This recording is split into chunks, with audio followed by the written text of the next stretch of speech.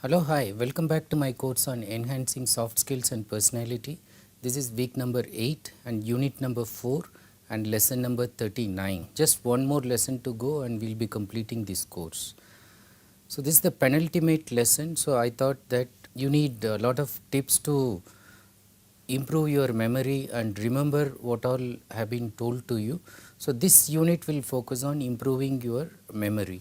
And before we start discussing on how to improve your memory, let's take a quick look at what I did in the previous one, highlights of the last lesson.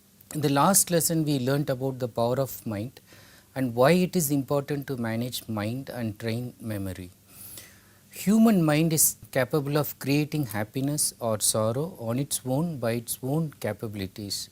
So it's the mind that creates hell or heaven, and it's depending on how you use it. You can make your place, your surrounding happy or a very sorrowful place. By organizing your mind and focusing it on a highly valuable task, you can become a better and happier person than what you are now. And the other interesting factor that was discussed was this, that only 10% of our mind is used for most of our accomplishments. And imagine if we can make use of the remaining 90%, we will be able to achieve great feats. But most of the times we are wasting about 40% of our mind capacity in storing trash, useless information, which we should not do, and try to restore that 40% along with the 50% of unused part in the mind, and use that 90% combined with the 10%, 100% efficiently. To do that, we need to hypnotize our minds using auto-suggestion. And you don't need to go for any specialist training in order to do that. You just keep watching your thoughts and interfere at the right moment to give direction and preventing it from going astray. Especially when negative vibes are there, negative thoughts are there, you just check it at the right moment and inject, counter it with positive thoughts. And then many people think that by comparing with someone else, they think that somebody is better than themselves and they feel low in terms of their capabilities. Actually, mind power for each person is unlimited, and in this sense, the only competition is with oneself, not with everyone. One has to use one's mind to push oneself from one level to another. It's all in the mind, and mind games are to be won first. Much of life's crucial decisions depend on effective thinking, which is possible by collecting relevant information, not taking any decision in great hurry, letting facts calm and sink in your mind and memory while sleeping, thinking afresh in the morning after letting the subconscious mind work out with all the information that we have given as inputs, and then wait for the outputs to come in a very relaxed atmosphere where you take a morning thoughtful walk in a natural surrounding. And most important of all, allowing your gut feelings to prompt right action. Memory works through association of ideas. So that's what I talked to you at the time of concluding the previous lesson. And I gave some examples as how you can use memory to remember things by using association of ideas. However, most part the association works at a very subconscious level, but to make it conscious, you need to train it, you need to give it some training in a very conscious manner. So in this lesson, let's see how you can make the best use of memory, how you can train, and then how you can make your mind function in a very organized manner. Now let's begin with remembering names and faces. Normally we like those people who remember our names and call us frequently by our names. Somehow we start liking them. And then those people who remember us from the first introduction, we somehow develop a kind of affection thinking that those people like us. So that's a human tendency. We tend to think that those who do not remember our names as those who do not take us seriously or those who do not consider us worthy of maintaining relationships with them. Anyway, you as a professional, and in case you reach a good position, you have to remember all the names of the peoples that you are associated with. Forgetting even one name can cause some embarrassment. Especially the person may even feel offended if you forget. In worst situation, and in a very funny humorous manner it can happen, you may wrongly associate the face of a person with the wrong name, in the sense that the person's enemy's name may come to your mind, and then if you call the person by that name, immediately the individual may feel offended. The name that the person doesn't want to hear, and you have confused this person for that name. So avoid that kind of embarrassment by remembering the names correctly. However, these days people are increasingly losing their abilities to remember names or faces, which may be due to the surplus of information received. So today there is this overflow of information, and then we are suffused with information everywhere, and it's very difficult for the mind to process and then decide what will be kept for short term memory and what will be kept for long term memory, and often we don't give it enough time in terms of processing. But apart from that, there are certain other things we do, such as causing stress or suffering from fatigue or just not sleeping properly or not eating properly. Now all these negative things can exhaust the brain, it can make it tired, and it can affect the normal and brisk functioning of the mind. So if you want to organize your mind properly, so remember to eat well and sleep well. So remember the lessons we did before in terms of managing your health. Another interesting reason for people not remembering names, this has been pointed out by Harry Lorraine in his Secrets of Mind Power, where he says many people who constantly complain that they forget names don't really forget them. Rather, he says they never remember them in the first place. As a matter of fact, sometimes they never even hear them. So what does it mean? Actually, you don't forget things. In the first instance, you don't remember, you don't even bother to remember. You didn't pay enough attention. You just thought that you heard something, but actually you didn't listen. You didn't act as a proper listener, active listener. You were a marginal poor listener at that time. So in this context, Lorraine suggests that the first rule for remembering names is that you should hear the name properly the moment you are introduced to someone. So normally in a social gathering, when you are introduced to someone, it's very difficult to hear even sometimes, especially when there is music around, people are dancing, making lot of noise, smiling, cracking jokes, and you cannot catch the name quickly.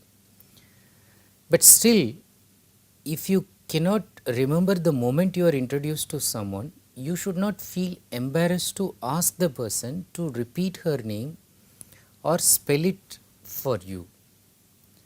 Now people generally like to share such information, especially about their names. So you should not feel embarrassed. You can rather ask the person, so how do you spell it? Okay. And then when you split the spelling, if it is a long name, you will be able to catch the pronunciation and you will be able to remember it. The associated technique in terms of remembering this is, once you have got the name correctly, once you have registered the name mentally in your mind, you should use it, you should mention it, you should say it, you should utter it at least 3 times to retain it in memory. Let's say you are introduced to Sheila. So, nice meeting you, Sheila. Use the name. And then, how did you like the food, Sheila? Do you like this, Sheila, etc., etc. While going, after giving some gap, so you go and say, good night, Sheila. So, see you sometime later, Sheila. Like when you use the name at least 3 times, so then it enters into your memory, and then it's very difficult to erase it. So as Lorraine points out, most of the times you forget because you never remembered. So you try to remember by registering it. Then in terms of remembering names and faces, according to Lorraine, the best way to remember names and faces is to associate the name to the face, and he says it can be done in two ways. One, by making the name mean something, and second, by tying the name to the face. Okay, let's see how we can work it out. In both cases, one has to use one's creative imagination. Giving meaning to a name will be easily done if the name itself means something, like for example Mr. Greenwood. So green color, wood, you can remember wood from tree, the material. So Mr. Temple Brown, so you can remember a temple and you can remember that it's in brown color. Indian names such as Miss Chandini, so you know it's from moon, so you can remember of moon and you can remember her face something like moon. And Mr. Surya, so you can remember it's from sun. So you can associate meaning, and then when you link the meaning with an image, it's very easy to remember. But the problem is with those names where it's very difficult to identify some meaning. So there are names apparently appear to be without any meaning that is associated with the root meaning of the name. So in case of names without any meaning, one needs to give meaning. So you have to use your creativity. So Lorraine, for example, gives a very interesting case, the name like Stapleton. So at the first instance, it looks like what meaning can you have for this kind of name? But he says that you split it, okay, Stapleton. Now it's easy for you to remember by imagining that there are so many staples that weigh a ton. Okay, so many staples weighing a ton. Similarly, I can give another example, an Indian name like Himanshu, which actually indicates the moon radiating cool light. But in case you don't know the meaning, and then let's say you are from some other part of the country, so you cannot associate this person with cool moon rays, and then you need to figure out some way or other. So then again you can split the name, and then for example you can easily remember as somebody. So here him, a male person, with and shoe. Okay, so it's based on the rhyming and giving meaning. So Himanshu, so you are splitting that. Now here don't look for grammatical correction in and. So you will say it should be a shoe, and then you will also say it should be always used as shoes. So remember the previous rule we discussed in the last lesson, that if you are able to make as many illogical associations as possible, your mind will remember. So the moment you make it logical, it will forget.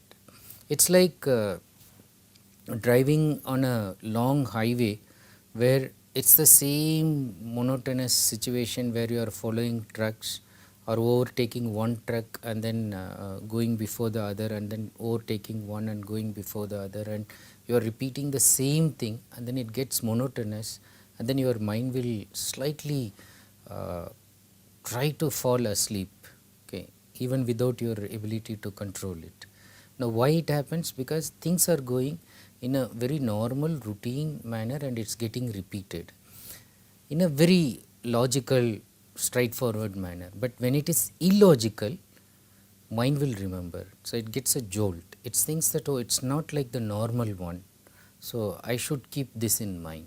Okay, so try to give that jolt by using illogical connections and then trying to remember that and link that, as in the second method, with an image. That is what is meant by tying the name to the face. So here you need to associate an image or a distinctive feature of the person with the name. Now the distinctive feature of a person may be a mole, a moustache and the different size and shape of the moustache, a protruding tooth, dimples on the chin, hair color itself can be very distinctive, hairstyle can be distinctive, nose size, ear size, etc. So these are all distinctive features of a person and identify something very distinctive in this character, in this face. And note that. The next interesting thing is like no two people find the same feature distinctive. So what you may find it different, unique is not the one somebody else will also find on the same person. The other interesting thing is that some people do not note what some others note in a person. So you may note that the person, the girl that whom you are seeing is noted for her smile, and then you note the dimples. Okay. But the other person with you has not even noted. When you share that, the person says, oh, did she have dimples? I didn't note it. Okay. So that is something interesting. So mind works differently for different people. So you identify the one that is distinctive for you and then link it. And then associate the name with the image. Again, looking at some typical Indian names, let's say Surya is from the sun, and you then try to link some quality of sun, that is gold. So you see Surya is wearing a gold tinted spectacles. Okay, so when you remember gold tinted spectacles, then gold, Surya will come to your mind. Or Chandini, for example, moon. So you can say Chandini is wearing a silver bracelet. So look at Chandini wearing silver bracelet, whether she is wearing it or not. You imagine that she is wearing it. And then link that with silver bracelet and silver moon, and then immediately you will recollect the name. So for practice, what you should do is you should cut out pictures from magazines, give them names and use them as cue cards for improving your memory. And then in due course what will happen, let's say you have about 100 faces, 100 different names, you will rather even quickly associate with some of the cue card that you have and then identify a new face, and you will recollect the face very quickly at a later stage. Now in this case, you should be also be able to use some memory aids. Now in order to make your memory work for you, often you need to use some memory aids, okay, some tips. So what could be the aids? For example, a small whiteboard, okay, in which you can write on a sketch pen and then erase it, whiteboard marker pen and erase it, or even a notice board in which you can write even using a chalk piece or something, where you can list all the items you have to do, and once it is done you rub it off or you strike it off. So this can contain a to-do list on one side, event list on another side, shopping list on a third side. You can also use a notebook or a diary or a small notebook that you can carry in your pocket notebook, where you can maintain tasks to do, items to buy, and once you buy you can remove it. Many people just use simple piece of paper in which they make lists, and then once it is done they throw it. In fact, they make a different list for different things, and once it is done they throw it and write a new list. Today you can use any mobile or computer application for managing lists. There are plenty of applications. Use the one that you prefer. So they even send you reminders. They can use your email to send reminders. They can pop up and tell you, why don't you wish someone it's their birthday today, and so on. And then when you make the list, so using these apps or when you want to remember them again, you can rearrange the list as per priority, and then buy the topmost one first, do the topmost one first, or arrange them according to number, or use the alphabet, or even you can give color. You can use color to identify most important, least important tasks. So in case of a shopping list, let's say you have to go and shop things from 4-5 shops. So you can arrange the items according to the road map, that is the first shop that comes. So you will buy something and then you will take a turn, you have to take a different direction, where you will find the second shop and then the third one. Instead of buying something that is at a longer distance first and then coming back to something that is available at a shorter distance, again going to buy something at the longest distance. So you should buy from the small one and go to the longest one in distance, or first go to the longest one, buy and come to the next that is longer and then smaller and the smallest in terms of distance. So that will save you so much time. So all it needs is planning. It should not happen that okay, you went to the shop and forgot that oh, that should be purchased from the other shop. So that is why you arrange geographically according to the road map and according to the shops which are coming, and the items are listed according to the shops in terms of their order of appearance on the road. And then apart from these things, you can train your mind and memory by certain other simple techniques. One technique that I find it very easy and quite beneficial even in exams, even when you have to recollect something, concepts, names, you can use numbers or alphabets for recalling names which are on the edge of your memory. So alphabets can be like Hindi or English or any of your language. You use that and you can link the word or concept or name, and when you forget it, by saying that one by one, you will actually get that in your mind. So let's like look at an example. For instance, you know that you will get the name if you somehow recollect the beginning. In most of the cases, either you remember the beginning or you remember the end of something, a name or a thing. But if you get either the beginning or the end, so you will be able to remember this. So let's say you know that the name ends with this sound n, n. So in such case, mentally you need to say each letter of the alphabet and then end that with n, such as so A n and then B n. So you will know okay, A n, it's not Ashwin, B n, so it's not beacon or something, C n, okay, D n, and when you go one by one and then when you reach V n, so it might strike in your mind immediately that oh, that's Varun, so you got it. So you can do this even when you are not able to recollect very quickly while talking to the person. Mentally you can very quickly rush through and then get the name and then say that hi Varun, how are you? Okay. And in exams you can again link concepts and then that particular word, let's say that's the key word or that's the one word answer that you are not able to remember. So that again you use this method, at least try to say the alphabets. By the time you reach even midway, so you will be able to get it. You can practice this even for purchase list or anything that you remember but find it difficult to recollect. Other tips for training your mind and memory: focus on activity at hand. This is very important.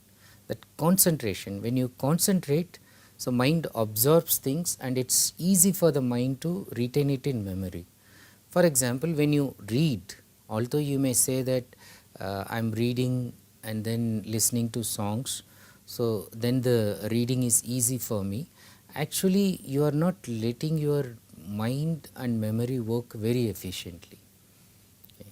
Okay, sometimes you try to handle a monotonous tasks by keeping the TV on or listening to music, but normally if you want to read something and remember that for a long time, and when you read something serious, let's say for your exam or for your presentation you are preparing something, avoid keeping the TV on or the tape recorder on.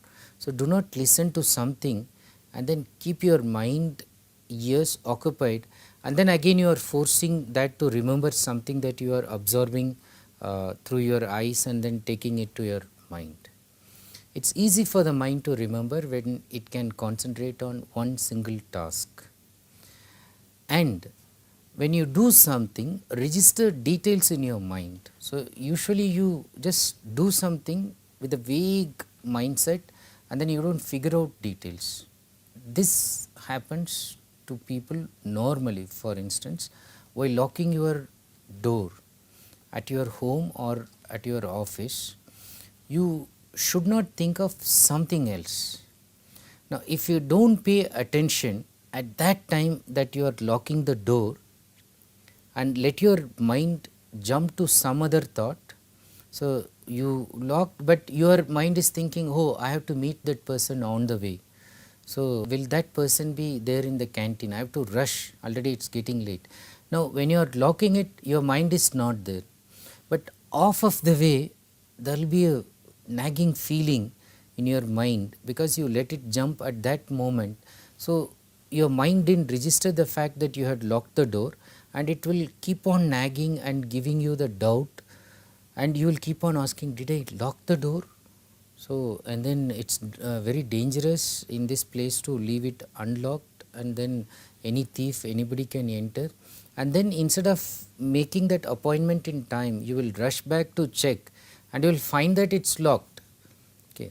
But that is just for your satisfaction. So, you will go back to check again. Why it happens? Because while locking, your mind jumped on something else and you didn't pay attention. So, that paying attention and not letting the mind jump and telling the mind and making the memory register that you locked it is very important. You can also keep the mind active and keep your memory very lively by keeping the brain active, such as by playing games which will involve any kind of mental activity, and then that will stimulate the mind to think, keep certain facts in mind, or practice activities that will need your memory. Things like working out puzzles, okay, playing Scrabble, playing chess, and learning a new language, which again is a challenge. So, mind has to remember so many things. So, they all keep the mind active. And today, for even small thing, we do not use our mind and memory, and then we sort of rely completely on the electronic gadgets and then use them as projections, and we completely rely on them. So, what you should do, for example, for simple calculation, you do not go to the calculator. So, use your memory, use your mind. So, whenever you go to calculator for small thing, you are depriving of your mind and memory to practice, to exercise and keep both of them active. So, towards concluding this, I would like to say that by using these tips, suggestions and very well experimented wise thoughts by great experts in mind and memory, whose thoughts and books I have shared it with you, and I am going to show that at the end of this lecture also, you should be well organized. And when you are well organized, what are the benefits? You will be completely in control of your life, and you will be efficient in getting your jobs done in time. So, you will do more things than the normal people and much more efficiently than the normal people. That is because you are using your mind in a very organized manner and using your memory to the maximum and using your mind power for 100%.